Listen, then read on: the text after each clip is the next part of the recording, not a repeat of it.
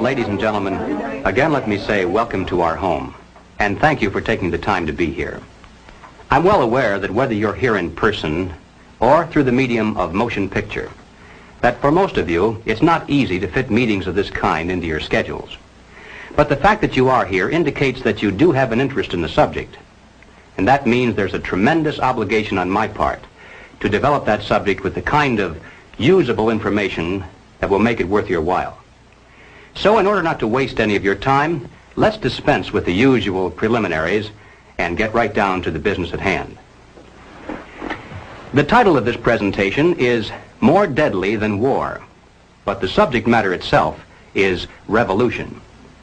We're going to examine in quite a bit of detail the communist theory and practice of revolution, particularly as applied to the United States. Now, this will not be something dreamed up out of thin air.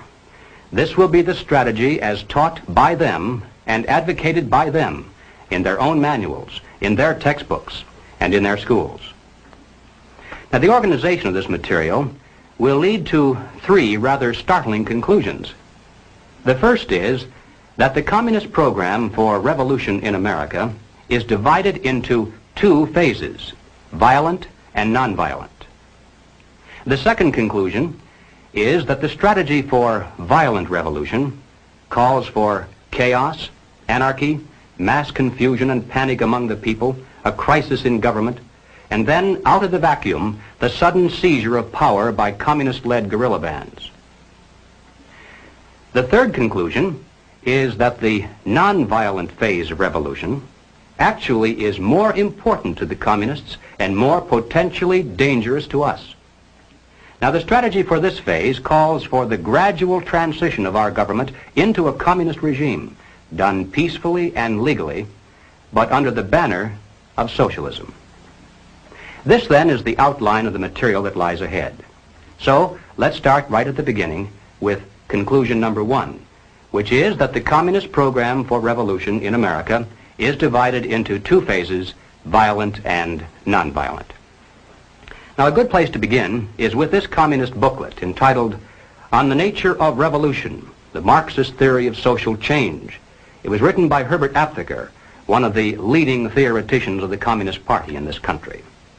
And on page 11, Aptheker says, "The equating of violence with the nature and process of revolution is not correct. Violence may or may not appear in such a process, and its presence or absence is not a determining feature of the definition." Now, this comes as quite a surprise to many of us because for years we've been used to thinking of communist revolutions only as those which involve the overthrow of governments by force and violence. Now, that entire phrase has been written and spoken so often as a single concept that many of us haven't even considered the possibility that the communists might have another approach to their goal, that they might overthrow the government without force and violence, that they might in fact plan to come to power through means that properly could be called peace and politics. Now, in order to go any further, it'll be necessary for us to define a few terms. When the communists speak of the two kinds of revolution, they don't come right out and say so in plain English. Of course not. You see, they claim to be practicing something called scientific Marxism, and so they have to dress up these crude concepts in elaborate phraseology.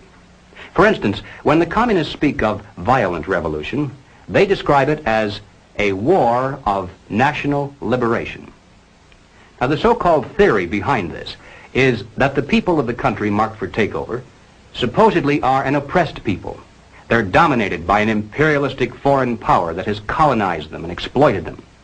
And so the communists claim that it's their duty, their historic duty, to liberate them from the yoke of fascism or imperialism or colonialism or whatever.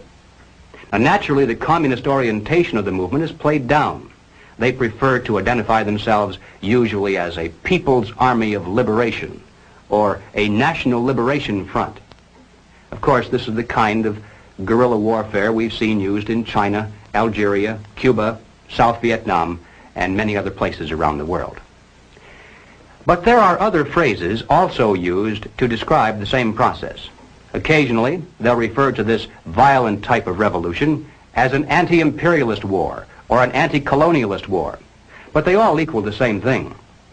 Wars of national liberation, anti-imperialist wars, and anti-colonialist wars are all phrases used to describe that aspect of communist revolution aimed at overthrowing the government by means of force and violence.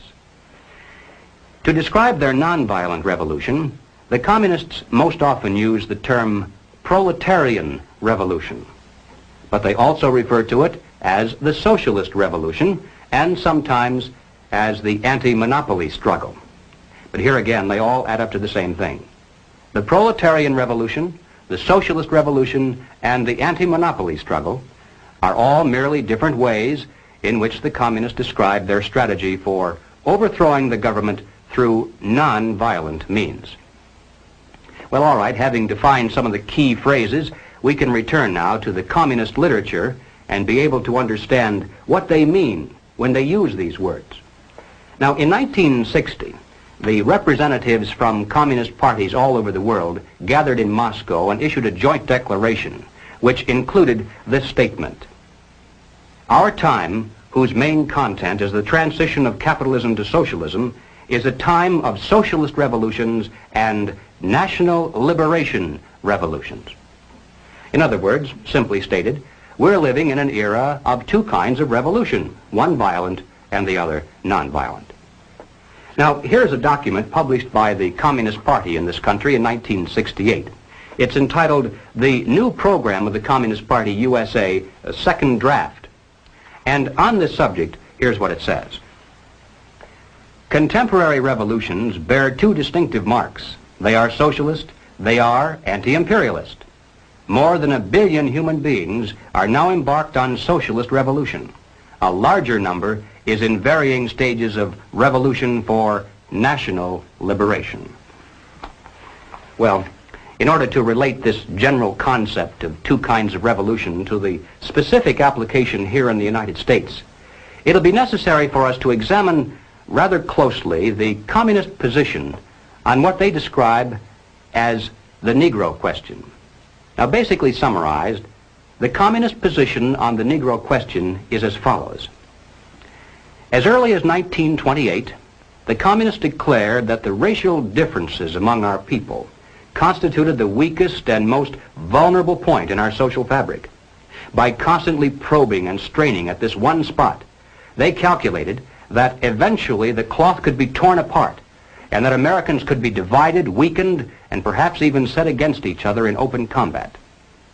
They said in no unmistakable terms that the Negro people, because of their secondary social status and their predominant working class composition, offered greater revolutionary possibilities than any other cross-section of the population. To develop these possibilities, the communists proclaimed that the American Negro constituted a separate nation within a nation, a colony within the continental borders of the United States. The people of this nation were said to be oppressed and exploited by colonialist, imperialist, racist America. Consequently, the Communist Party called for their liberation, their right to self-determination, to break away from the United States and to set up their own nation within our borders. Now, to bring this about, of course, force and violence must be used. A war of national liberation must be fought. The territory designated for this nation to be liberated was the Black Belt in the South, those counties and states in which the Negro population was dominant. When established, the new nation was to have a Soviet-type government and be totally subservient to the Communist Party. But, and this is extremely important, the communists made it clear from the very beginning that they could never hope to capture all of the United States with a war of national liberation, only part of it. You see, elsewhere in the world, the segment of the population supposedly liberated by the communists has been a majority segment. The peasants in China, the Muslims in Algeria, all the people in Cuba. But in the United States, our Negro population is in the minority.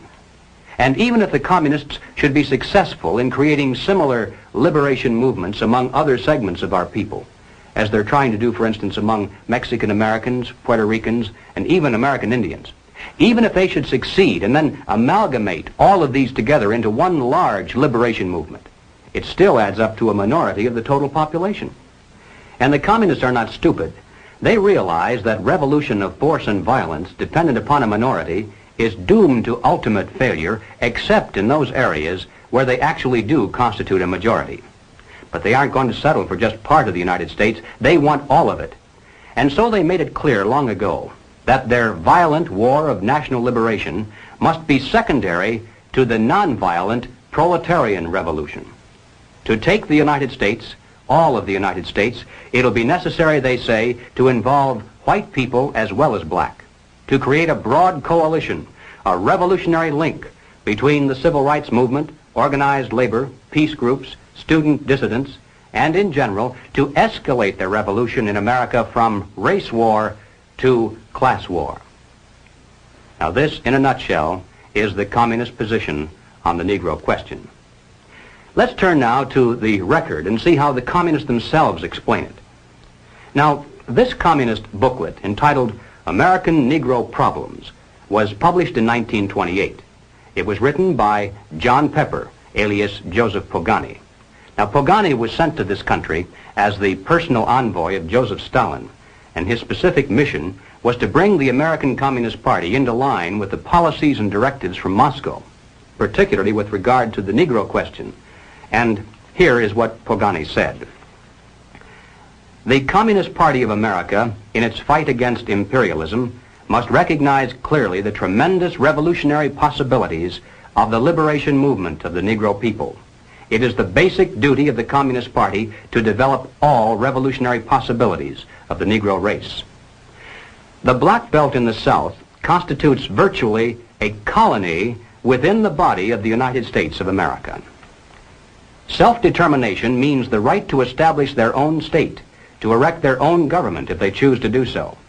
The Communist Party of America must come out openly and unreservedly for the right of national self-determination for the Negroes. But it would be a major mistake to believe that there can be any other revolution in imperialist America than a proletarian revolution. Now let me repeat that last sentence, because it's the key to this entire presentation. It would be a major mistake to believe that there can be any other revolution in imperialist America than a proletarian revolution. Well, moving forward to the year 1935, we come to this communist booklet entitled The Negroes in a Soviet America, written by James Ford and James Allen. Beginning on page 24, the general strategy is laid out in rather graphic form. You see, there's a major heading here entitled The Negro and Revolution. Directly beneath this, there's a subheading entitled Two Revolutions in One. And then within this section, it says, the problem of Negro liberation has two aspects. We shall first consider each separately and then show how the solution for the first flows into the solution for the second. Now, the next subheading then is entitled The Rebellion of an Oppressed Nation. And the section that follows that describes the violent revolution that must be fought to liberate the Black Belt of the South. And then finally, over in the next page, there's another subheading entitled The Proletarian Revolution. And here we begin to get an idea finally of what this phase of the revolution is all about. It says, capitalism is decaying. It is an outworn system. Capitalism is based upon the private ownership of machines, factories, railroads, land, and all other means of production. Only one thing can do away with the basis for the existence of capitalism, the expropriation of the capitalists. And by the way, I'm sure you realize that everyone here, by communist definition at least, is a capitalist. So you should feel good to know that there are those who are planning your expropriation someday. In order to expropriate the capitalists, the workers first need to discard the existing government machinery and to institute a working class government. Under this new workers' government, the building of socialism begins. Now, exactly what that's all about, the building of socialism, we'll get to in a moment. But finally, on page 28, under the third subheading entitled The Combination of Two Revolutions, the communists reveal how the two phases of their revolution are related to each other and which of the two is most important to them. Between the proletarian revolution and the revolution of the Negro people, there is a living link. This is the working class. Here reposes the leadership of the two aspects of the revolution. But the Negro communist is first and foremost the exponent of the proletarian revolution. Well, 1935 is a long time ago, and sometimes we hear it said that the communists have since abandoned this concept. But ladies and gentlemen, they cannot abandon it, for the simple reason that if they did so, they'd be abandoning the classic dual form of revolution dictated by Marxism-Leninism. They'd cease to be communists. To justify violence, they have to be able to claim that they're liberating people. And if people are to be liberated, then it's necessary to go through the motions, at least, of pretending that they have a right to form a nation of their own. And so the communist position on the Negro question today is no different than it was back in 1928. Now, Political Affairs is the official monthly magazine of the Communist Party in this country. The date on this particular issue is November 1968. The feature article for that month was "The Right of Black America to Create a Nation," written by communist theoretician Claude Lightfoot. Now, Lightfoot points out that many years of migration of Negroes into the North and of Caucasians into the South have altered the population statistics to the point where the black belt is considerably smaller today than it was when the communist position on the Negro question was first drafted.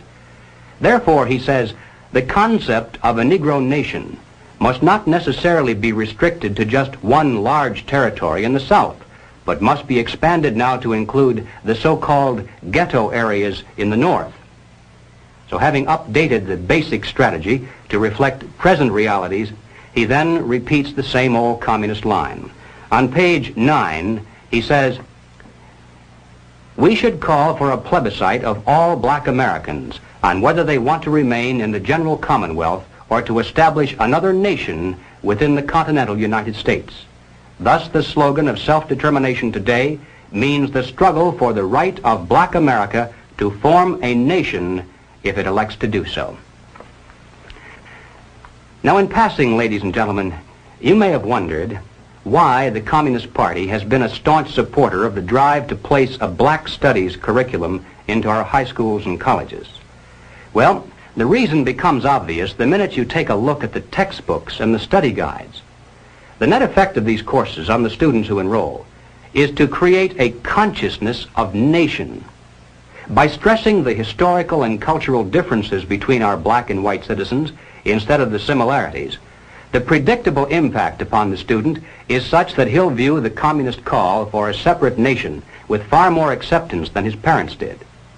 Under the guise of academic balance, these courses have become a brilliant device for conditioning young people to accept still one more part of the total program for revolution. But returning once again to Claude Lightfoot, after having called for a separate nation, he then repeats the ever-important point that as important as the national liberation movement may be, it still must be secondary in importance to the nonviolent, peaceful transition to communism called the Socialist Revolution. He says, "From this it follows that the advocates of a black nation must identify themselves with all that is required to set up a Socialist America, recognizing that black people alone could never destroy capitalism." To digress again for just a moment, I'd like to point out that this concept of two kinds of revolution is really the basis for that much publicized split between Moscow and Peking. The Moscow group says, there are two kinds of revolution, violent and nonviolent. We believe in using either or both, depending on which combination proves to be the most effective. But as true Marxist-Leninists, we believe that the gradual, nonviolent approach is more effective in today's modern world. To which the Peking group shouts in reply, "Heresy, heresy! True, there are two kinds of revolution, and we are willing to practice either or both, but we are the true Marxist-Leninists, for we believe that the quick, violent approach is more effective in today's modern world." And there's the total difference between the two factions of world communism. Each claims to be more correct in its interpretation of classical communist strategy. But as far as the United States is concerned, you can be sure that it makes precious little difference. Both types of revolution are being used against us today. Both are enhanced by the presence of the other, and both lead to exactly the same destination. All right, let's move along now to the second conclusion. The strategy for violent revolution in America calls for chaos, anarchy, destruction, a crisis in government, mass confusion and panic among the people, and then out of the vacuum, the sudden seizure of power by communist-led guerrilla bands. Now, this is the kind of activity, the overthrow of government by force and violence, that most people think of when they speak about communist revolutions, so there's no need to belabor the point. But I'm going to take just a moment to show the extent to which the communists actually are planning to use this kind of revolution against the United States. Now, this is not so well known. Now, here is a book that I think ought to be in every home library. It's entitled Color, Communism, and Common Sense by Manning Johnson. Now, as you can see from his photograph, Manning Johnson was a Negro, and he was also a member of the Communist Party. He joined the party as a young man because he honestly believed that the communists were trying to improve the conditions of his people. He was a dedicated communist, and eventually he rose to one of the highest ranks. He was appointed to the National Negro Commission of the Communist Party, USA. But after many years, Manning Johnson finally came to the realization that the communists weren't the least bit interested in improving the conditions of the Negro people. He discovered that instead they were merely planning to use his people, and these are his words, to use them as cannon fodder in a bloody revolution to destroy America. And when he woke up to this, he dropped out of the party and devoted the rest of his life trying to alert his fellow citizens of all races to the true nature of the Communist Party as he knew it to be from the inside. And this book contains much of that story. I wish I had the time to examine the entire volume with you page by page, but here at least is one short quotation that pertains to the immediate topic. Manning Johnson said, "Black rebellion was what Moscow wanted. Bloody racial conflict would split America. During the confusion, demoralization and panic would set in. Then finally the Reds say," now at this point he quotes verbatim from a communist directive that he studied while inside the party. "Workers stop work. Many of them seize arms by attacking arsenals. Street fights become frequent. Under the leadership of the Communist Party, the workers organize revolutionary committees to be in command of the uprising. Armed workers seize the principal government offices, invade the residences of the president and his cabinet members, arrest them, declare the old regime abolished, establish their own power." Now, here is a piece of vicious communist propaganda that perhaps some of you have seen. It's called The Crusader. It's published periodically in Red China and is widely circulated through the Negro communities here in America. It's written by Robert F. Williams, one of the organizers of the Revolutionary Action Movement, better known as RAM. Williams also was the president of the local chapter of the NAACP in Monroe, North Carolina. At that time, needless to say, he wasn't telling very many people that he was also a member of the Communist Party. Now, one day back in 1961, he decided to start a small war of national liberation of his own. Apparently, he was too impatient to wait for the big signal. So finally, to avoid prosecution for assault with a deadly weapon and for kidnapping, he fled to Cuba and then to Red China, where he now writes communist propaganda. One other thing you should know about Robert Williams is that recently he was elected by members of SNCC, CORE, RAM, the NAACP, and similar groups as the president in exile of something called the Republic of New Africa. Following the communist line in every detail, these men claim that they're the representatives of a new government and a new nation within the continental borders of the United States. They issued a demand to the State Department that a large segment of land be turned over to them as their rightful territory. The proclamation said that they're now prepared to negotiate in good faith the peaceful transfer to them of the southern portion of the United States. The implication being, of course, that if they don't get it peacefully, then they'll just have to take it by force and violence.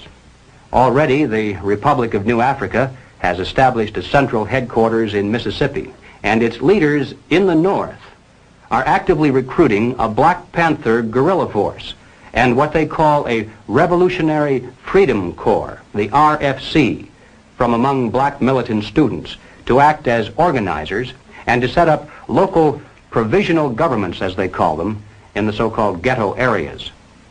But the reason I've mentioned all this is merely to introduce properly one Robert F. Williams, the president in exile of this Republic of New Africa and the author of The Crusader. Now here is what Robert Williams says. The lifeblood of U.S. capitalism is its productive capacity and its extensive commerce.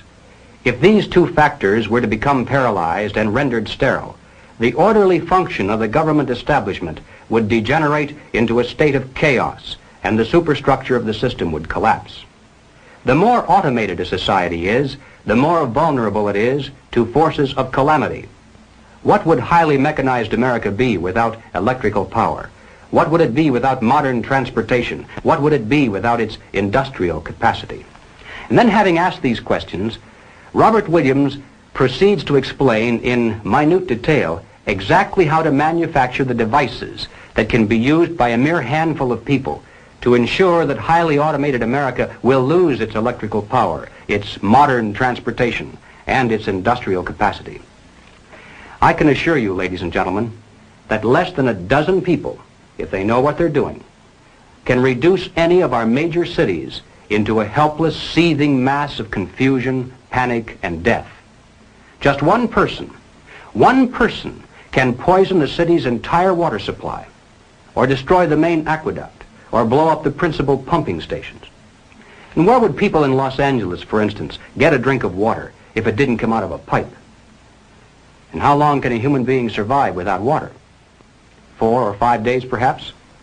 But long before that, there'd be tens of thousands of people dead in our cities, not from thirst, but because they were unable to defend what water they had from roving bands of desperate people who were dying of thirst.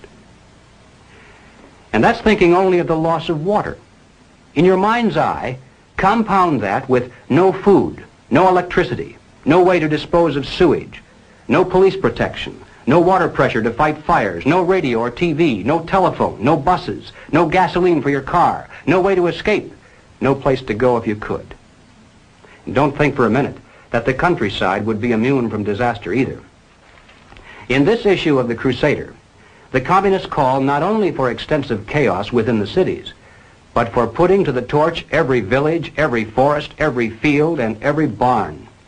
The plan is for raging fires from one city to the next. The reason? Well, first, there's the value of sheer destruction. Secondly, it would force us to deploy our defenses and rescue units over the widest possible area.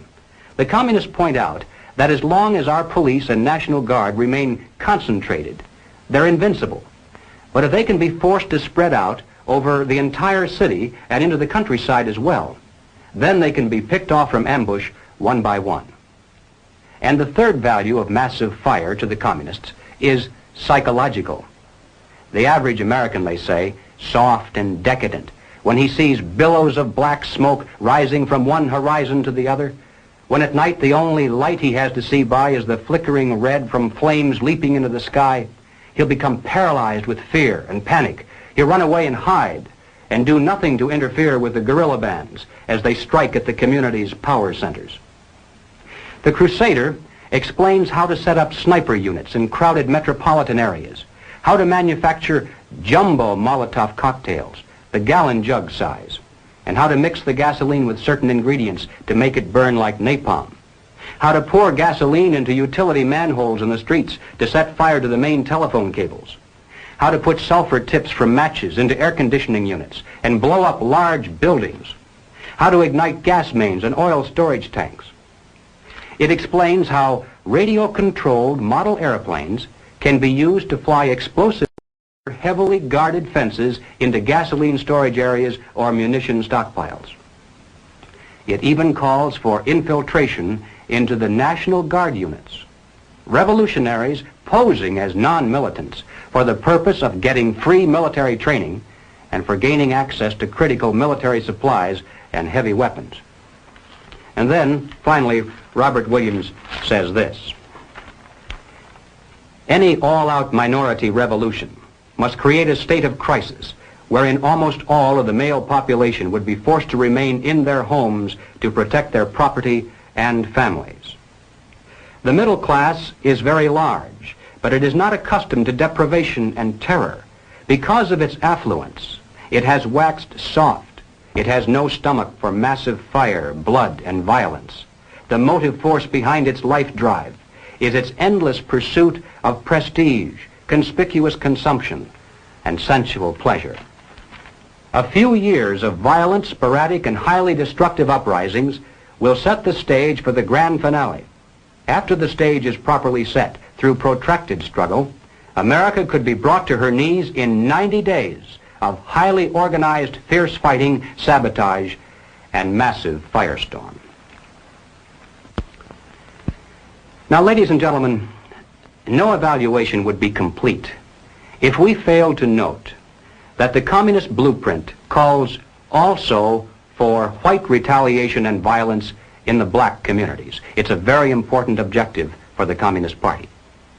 So far, they've only been able to involve a small percentage of our Negro people in this war of national liberation. The great majority want no part of it in any form. But the one sure way to change that is to have white vigilante groups striking into the Negro sections supposedly to seek revenge. We mustn't kid ourselves into thinking that the communists have placed their agitators only into the black communities. They're working both sides of the street. They want hatred, violence, and bloodshed between the races, and they don't care how they get it or whom they use, even children if necessary. Part of the plan calls for commando squads of black revolutionaries to drive into the white residential areas and shoot little children playing on the sidewalks for the sole purpose of drawing out of the white communities violent retaliation into the black communities. Now, this is extremely important to the communists. They must have it, for in this way they plan to unite the entire Negro population for protection behind the militant minority. It's not a very pretty picture, but it's one we need to understand, so that no matter what happens to us or to our families, God willing, we'll have the strength at least to avoid doing anything that would play further into the hands of the communists. Ladies and gentlemen, the plans and preparations for a communist revolution of force and violence are far advanced. The organization behind these preparations has almost unlimited financial resources, and it provides both training and leadership based upon years of experience in many other countries. Our enemies are deadly serious about their task, and it's nothing short of national suicide for us to continue to ignore their plans and their progress. Well, all right, having said this, now I'm going to qualify it somewhat by turning to conclusion number 3. As important as the strategy for violent revolution is, and it certainly cannot be overstressed, nevertheless, the strategy for nonviolent revolution is even more important to the communists and more potentially fatal to us. So let's turn next to that part of the total picture. Ladies and gentlemen, as pointed out previously, the communists can never hope to come to power over the entire United States through a so-called war of national liberation of a minority population. They can capture a large portion of it, and they can create an awful lot of chaos and destruction everywhere else. But to take the country as a whole will require an entirely different approach. The violent revolution becomes of primary value to the communists to the extent to which it can be used to condition the masses psychologically to accept the nonviolent revolution, which is offered supposedly as the only alternative. Hoping to avoid further violence and bloodshed, the public is to be pressured into accepting measures that will move the country gradually and legally toward communism, but without calling it that. The strategy of the proletarian revolution calls for the quiet conversion of our government into a communist regime, but under the banner of socialism. Well, what is socialism? All right, Let's define it. According to the dictionary, socialism is a political concept based upon the principle of government ownership and control of property, the means of production, and the avenues of commerce. But the important thing, as far as this presentation is concerned, is how do the communists define it? And this is where many people are surprised to learn that the communists have an entirely different meaning for the word socialism than the average American has. Did you know that there isn't a single communist country in existence anywhere on earth? That's right, not one. Russia isn't a communist country. Red China isn't. Cuba certainly isn't. These are socialist lands. That's how communist leaders always describe them. You see, according to the teachings of Karl Marx, communism will come to this world only in some future utopian era, when men will have learned to live together in perfect harmony, when they'll no longer be greedy or competitive, when they'll want to share equally with their fellow human beings and have nothing better than anyone else. When this comes to pass, there'll no longer be any need for police or for government of any kind. And then, he said, the state will wither away. When that happens, said Marx, it will be communism. In the meantime, comrades, whenever we come to power, we shall call it socialism. So the next time you hear a communist spokesman stand before a college audience or a TV camera and say innocently that all the communists are doing here in America is working for socialism, you must understand what he means by that word. What he's really saying is all the communists are doing is trying to bring to America exactly the same thing they now have in the Soviet Union and Red China. Now, they can call that socialism if they want to, but most Americans, I think, would describe that over there as communism. The new program of the Communist Party on this subject has this to say. The term socialism describes but the first stage of a new society that in its full development is called communism. Socialism is a transitional stage. Well, the important question, though, is why do the communists promote socialism? Is it merely because they honestly believe that it's a necessary transitional stage to some higher, more perfect form of society? I don't think so. I doubt very much if the communist leaders believe their own fairy tale. And I'm sure they're not so naive as to believe that their present super state is ever really going to wither away. But they promote socialism just the same because they know that socialism, by definition, means control over people. If the government owns and controls all property, all means of production, and all avenues of commerce, then it controls all people. If we're dependent upon the government for our food, our clothing, our shelter, our jobs, our medical care, then we're far more effectively controlled by those who hold political power than if they stood over us with soldiers and weapons. Some years ago, I happened to attend a meeting where several anti-communist refugees from behind the Iron Curtain were called upon to relate their personal experiences. Some of the questions that came from the audience were rather naive, I suppose, because finally one of the refugees spoke up and he said, "You know, you Americans have funny ideas about life under communism. Apparently you think there's a communist soldier standing on every street corner with a rifle and bayonet to keep the people in line. But this isn't so." He said, "Oh, sure, in the beginning there were plenty of soldiers and executions and deportations to slave labor camps, but we don't see much of that anymore. The open violence lasted only for about a year or a year and a half, and then the anti-communist leadership was liquidated. And now, to the casual observers, there's a great deal of apparent calm and freedom." For instance, he said, "I lived in the largest city in the country. We had a large park there directly across the street from a beautiful church." He said they left one church open, one in the entire country, primarily for guided tours of visiting Americans who had come to see if religion was being persecuted. He said, "Theoretically, any time I wanted to, I could have gone into that park, stood on a bench, and spoken out against communism. Then I could have walked across the street into that church and knelt down in prayer, and I wouldn't have been arrested or bothered in any way.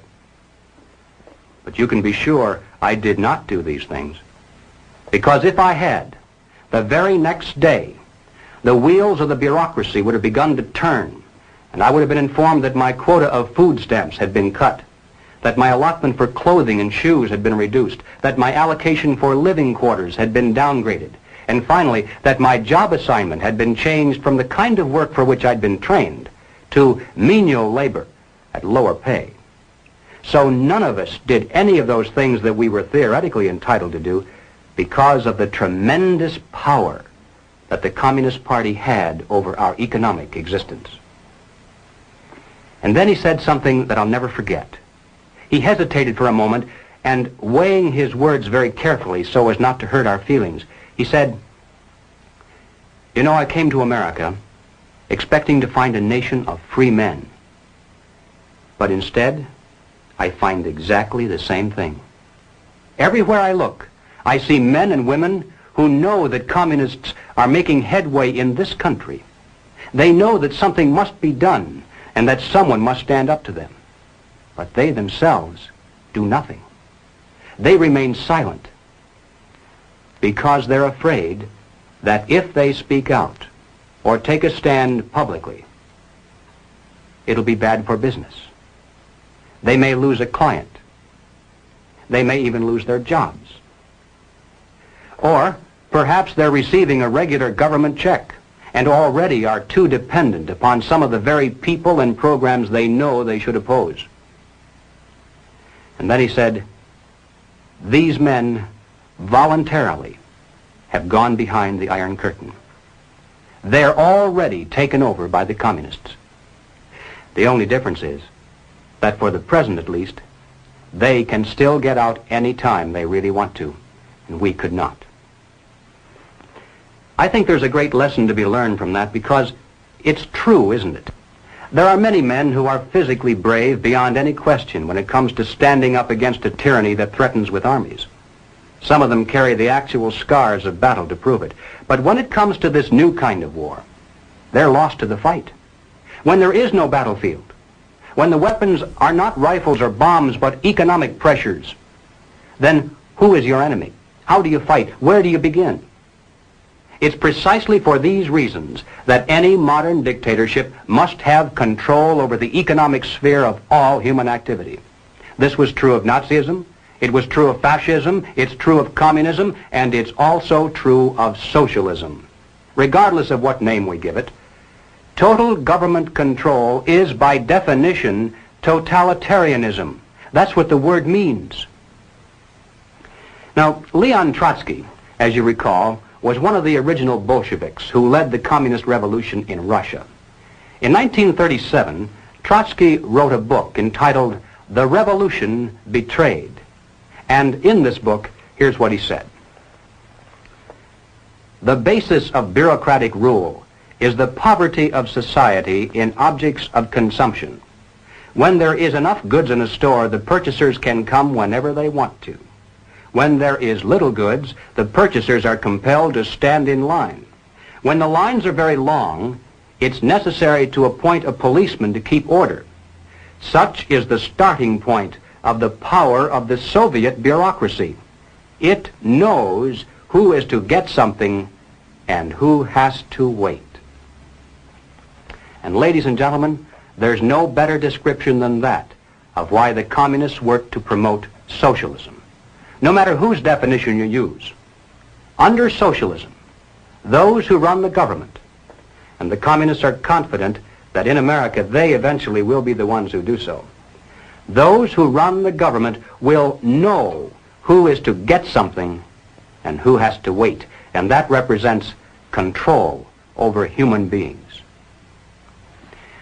What has all this to do with the communist revolution in America? Well, ladies and gentlemen, it has everything to do with it because the building of socialism is the communist revolution in America. It represents the process whereby our country can be moved gradually toward communism without the people even being aware of it. No matter what grievance we may have, real or imagined, no matter what national problems we may face, the communists seize upon these as excuses to build socialism. They have one and only one solution for all problems: more government, and then more, and more until it's total government. And forgive me for saying it one more time. Total government is communism. Again, let's turn to the record. Shortly after the Watts riot in 1965, the Communist Party brought out this pamphlet entitled The Watts Upsurge, a Communist Appraisal. And here is what it said. The challenge of the Watts explosion can be met only by a truly massive program, a vast increase in the investments in the War Against Poverty program. What is called for is not only a total economic opportunity program for wiping out unemployment and for proper job training, but a program for the total reconstruction of the area. Now, the People's World, the official West Coast newspaper of the Communist Party, in its August 28, 1965 issue, ran this rather interesting editorial. What is needed now is an effort that begins to approximate the magnitude of the problem. As a minimum, such a program should demand massive emergency action by the federal government. Well, then, 6 months later, after this particular article, the Communist Party came out with this. It's called The New Program of the Communist Party, but this was the first draft, published in 1966. And here's what it said. We favor full use of federal powers to achieve these objectives. Now, as I read this, listen carefully to see if it doesn't sound familiar, perhaps like something you've heard from more respectable sources.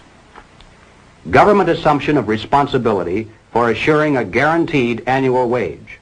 Complete cradle-to-the-grave social insurance coverage, including all medical care. Equal educational opportunities for all, with acceptance of the principle of student stipends. A national reconstruction plan to end ghettos and slums and provide the nation with a modern rapid transit system operated as a public service.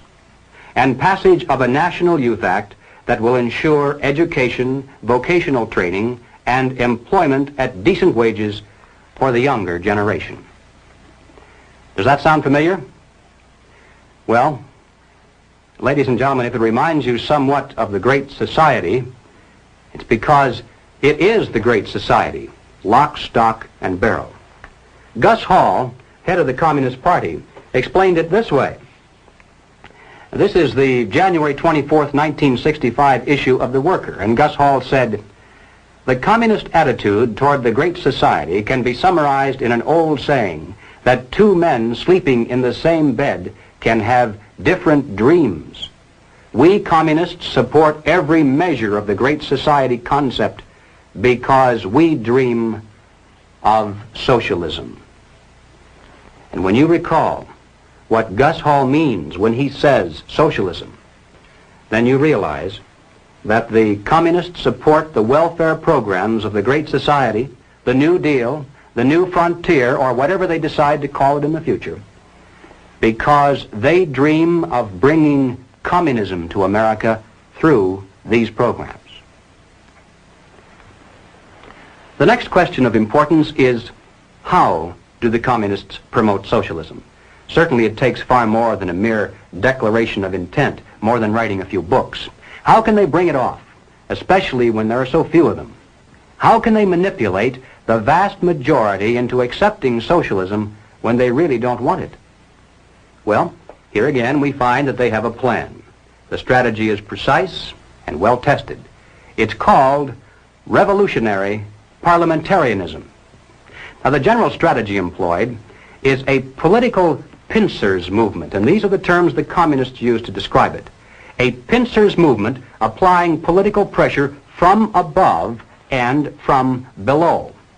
Now, when they talk about pressure from above, they mean using their people and their influence within the very government marked for takeover to bring forward official recommendations for legislation. These come from the highest possible levels and carry the full prestige of the government.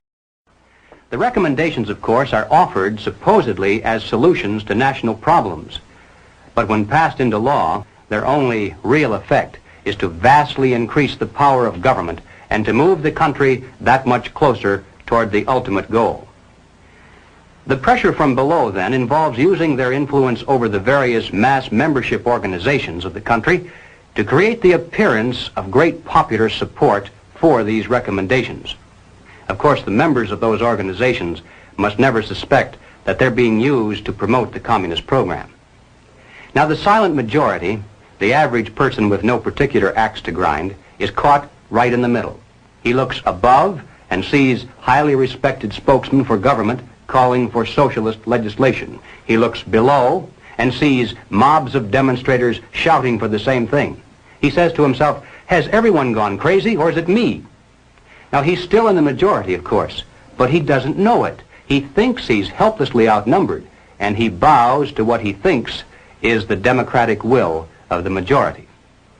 All that remains, then, is for the duly elected legislators to place their own careers and political expediency above the best interests of the nation, to yield to this political pressure and pass the legislation into law.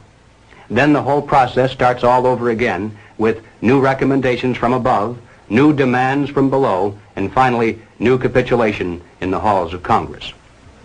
In this way, the nation can move to the left in giant strides until the ultimate goal of communism itself is reached entirely legally through the constitutional process and in the name of the nation.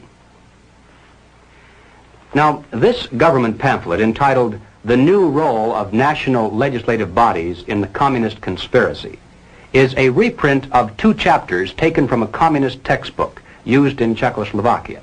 It was written by Jan Kozak, the historian and theoretician of the Czechoslovakian Communist Party. This is one of the manuals used to teach communist cadre how the tactic of revolutionary parliamentarianism was used successfully in Czechoslovakia and how it might be applied to other countries as well. So, as I read this, even though Kozak is speaking of how they did it in Czechoslovakia, think in terms of how the same strategy might be used, or perhaps is being used, right here in America. Kozak said, "The pressure from above successfully employed by our workers' class was the use made of the organs holding powers, the government, parliament, national committees, for bringing about a wide popularization of revolutionary demands and slogans. The fact that such demands and recommendations emanated directly from the highest state organs had a strong influence on their popularization. Whereas pressure from above is the pressure exerted by the organs of the state, pressure from below is the pressure exerted by the popular masses. The united mass organizations, which were led and influenced to a large extent by the communists, represented in this way the direct reserves of the party. All the old proven forms of the struggle were employed: calling of protest meetings, passing of resolutions, sending of delegations, organizing mass demonstrations, and also eventually using strikes, including general strikes. The pressure from below made it impossible for the other parties which had numerical superiority to isolate the communists and to stop the revolution. Thus it made up for the numerical weakness of the revolutionary representatives. Progress toward socialism may take under these circumstances a democratic and constitutional course. All the changes which in their entirety represent a revolutionary transformation of the capitalist society into a socialist one will proceed absolutely legally and in the name of the nation. Is it possible, do you suppose, that revolutionary parliamentarianism is being used against America today? Is there any evidence of this kind of pressure from above? Well, ladies and gentlemen, all you have to do to answer that question is read some of the official reports and recommendations that have been pouring out in a steady stream for years from the bureaus, special agencies, and commissions of the federal government. Consider, for example, just those reports issued by the various President's Commissions. The President's Commission on Automation, the President's Commission on Crime, the President's Commission on Civil Rights, to name just a few. Now, this is perhaps the most classic recent example. It's the report of the President's National Advisory Commission on Civil Disorders, better known as the Kerner Report, released to the public in March of 1968. Have you read this? It's incredible. The list of recommendations supposedly to remove the causes of civil disorders in America reads almost identical to the new program of the Communist Party. And that's not much of an exaggeration either. It calls for the vast expansion of all welfare programs and agencies. It suggests absorbing all city, county, and state welfare programs into one gigantic federal welfare program. And why have state socialism when you can have national socialism? It calls for a government-guaranteed minimum wage. It calls for federal financing and control of every conceivable sphere of human activity: education, housing, transportation, even insurance policies.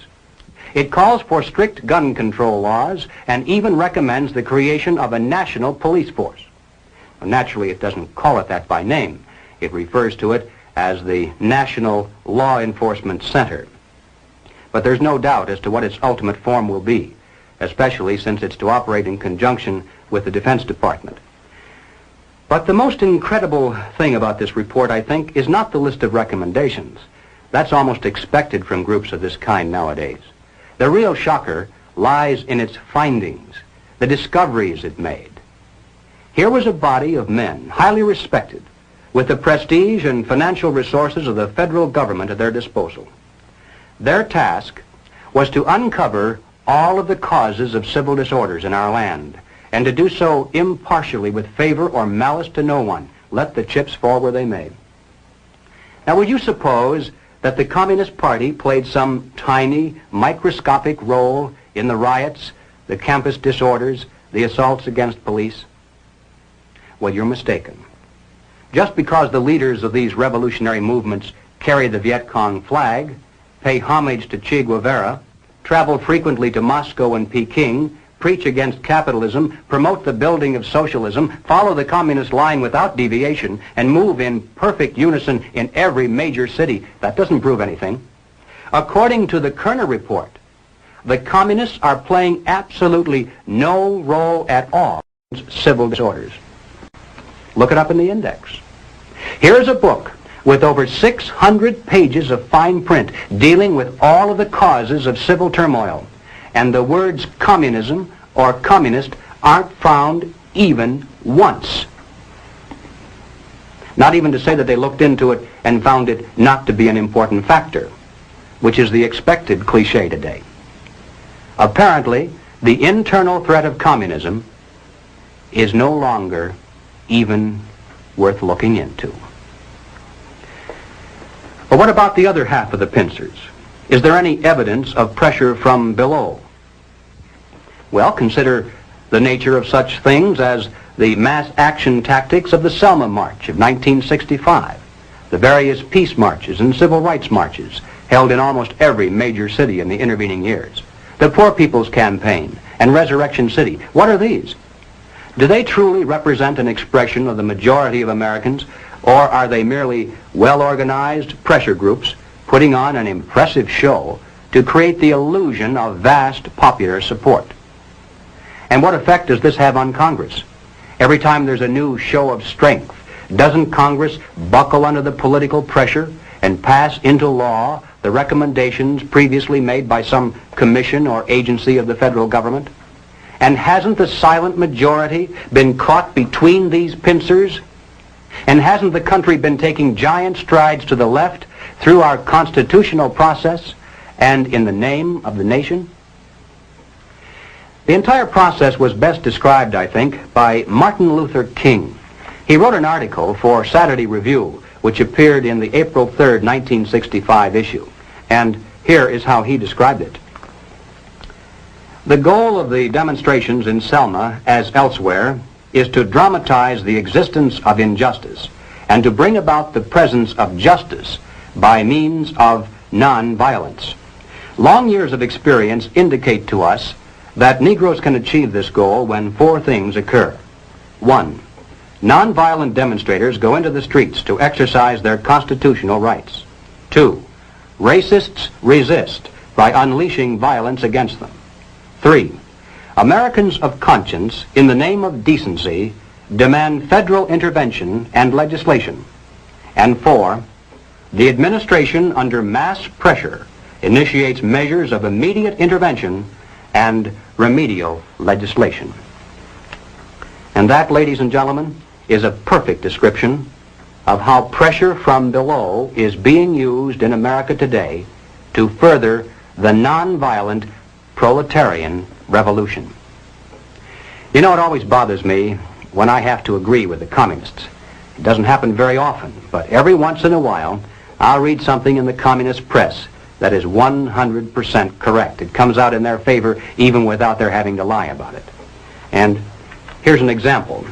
In the People's World, the January 29, 1966 issue, the communists said, "The problem is that the power structure that runs both of the old political parties seems to have great difficulty in comprehending what is taking place in the Negro freedom movement. They don't know a revolution when they see one." And all I can say to that is amen. They sure don't. They call it everything under the sun except a revolution. And they're the same people, by and large, who still tell you it can't happen here. Ladies and gentlemen, not only can it happen here, not only is it happening here, but it has been happening here for years. The problem is that most of us haven't been able to recognize a revolution in all of its forms when we saw one. Well, all right, so what do we do about it? What are the countermeasures that need to be taken? And where do we begin? We begin by knowing what not to do, because if we do the wrong things, obviously that's worse than doing nothing at all. For example, as I'm sure everyone here is well aware, we must not be led into placing the blame for the riots, the civil disorders, on the Negro people of our nation. Even those few who are promoting hatred and violence in the black communities are not themselves the cause. They're merely being used by forces far bigger than they are to promote the violent phase of the revolution in America. Just as many white people are being used, I might add, by those same forces to promote the nonviolent phase. Secondly, and this too almost goes without saying, we mustn't resort to violence either as a means of furthering political or social goals. And we must do everything humanly possible to discourage others from doing so. Third, we must not be fooled into thinking that the causes of our civil turmoil are such things as poverty, poor housing, lack of education, and similar social or economic factors.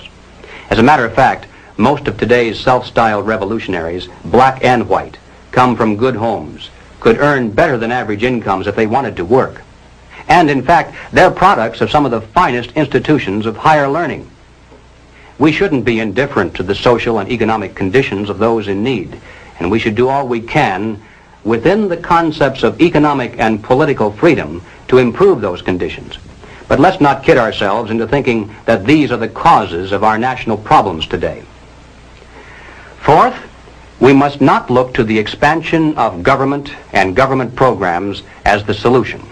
As I hope I've made it clear by now, this is exactly what the communists want us to do, because it's the very process whereby they hope to come to power in this country through nonviolent means. These are the things we must not do. What then does that leave on the positive side? Well, first of all, and perhaps most obvious of all, we must support our local police. But that means a lot more than just putting a bumper sticker on the car. It means taking an active interest in civic affairs to ensure that the police aren't saddled with so-called civilian review boards. Nothing can be quite so damaging to police morale and efficiency as converting every arrest into a trial of the policeman instead of the criminal. To support your local police also means making sure they remain independent of control from Washington. And don't forget, whatever the federal government finances today, it shall control tomorrow. Next on the list, we must recapture the American faith in the free enterprise system. Capitalism has become almost a dirty word in some places, mainly because its defenders were busy enjoying the fruits of capitalism while its enemies were busy writing books and giving lectures. Consequently, Capitalism has retreated steadily before the onslaught of socialism and now is struggling for its very existence. Young and old, we must become students again and study the theories of Madison and Jefferson, Bastiat and von Mises, just as intently as our enemies pursue the pages of Marx and Lenin, Galbraith and Keynes. Not only must we become grounded in theory, but we must become advocates and spokesmen as well. We must know what we stand for as well as what we oppose. Next, and this is probably the most difficult task of all, we must carry this message regarding the dual nature of communist revolution to our friends, our neighbors, our business associates, and everyone who will listen. Now, this is hard by and large because people don't want to hear it. It's bad news. It spoils, makes the parties possible. And that means accepting our personal responsibility to do everything we humanly can do to carry the truth about civil turmoil to every man, woman, and child in America. Now, ladies and gentlemen, none of these proposals will produce results, and nothing else you may suggest will do so either, unless and until we get right down to the heart of the problem, the life force of the revolution itself. We must discover the identity of those individuals, both above and below, who consciously are furthering the communist program for revolution, and then remove them from their positions of trust and leadership. Anything less than that will be totally futile, because we'll merely be running around trying to put out 1 or 2 fires over here, while they're busy setting 10 new ones over there. Now, of course, the minute you begin to think along these lines, you'll become the target of a whole barrage of attacks. You'll be called a witch hunter, a McCarthyite, a right-wing extremist, and other delicate phrases that are well designed to intimidate the average person into silence.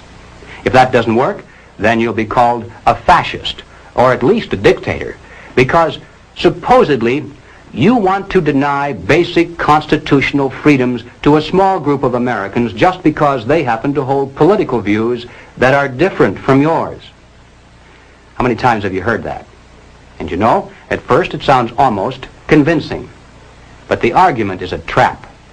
And the bait inside that trap is the hidden assertion that the Communist Party is merely a political party.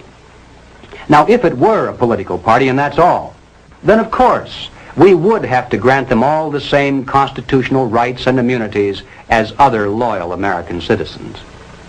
But if the Communist Party is not a political party, if it is in fact a supranational organization dedicated to world conquest, if in addition to political means it also uses military means, economic means, propaganda means, bribery, blackmail, treason, murder, and any other means that suit its purposes, then its members are not political by nature, are not loyal to the United States, and have no legal or moral claim to constitutional liberties.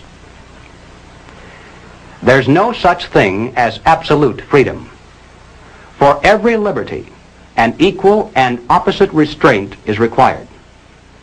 For example, in order for us to enjoy freedom of speech, it's necessary to deny others the freedom to come in here and break up this meeting. The logic of liberty is that it must stop short of the liberty to destroy itself. And if we're to preserve the freedoms we cherish in this land, then we mustn't be tricked by clever propagandists into giving the Communist Party the freedom it seeks to destroy freedom for us all. Well, now, ladies and gentlemen, I'm going to close this presentation with 2 observations that I know you may not want to hear, but they must be made nevertheless. The first is that this struggle in which we're now engaged, in a very real sense, is more deadly than war. Call it what you will, Cold War, revolution, struggle, whatever. The present stakes are higher than in any other war we've ever known. After all, why do we dread war? Well, there are 3 reasons: death, destruction, and human suffering. But ladies and gentlemen, if communism should ever come to America, we'll face more death, destruction, and human suffering than any people in history has ever faced at the hands of their invading conquerors. And it would make no difference whether the road to communism were traveled violently or non-violently.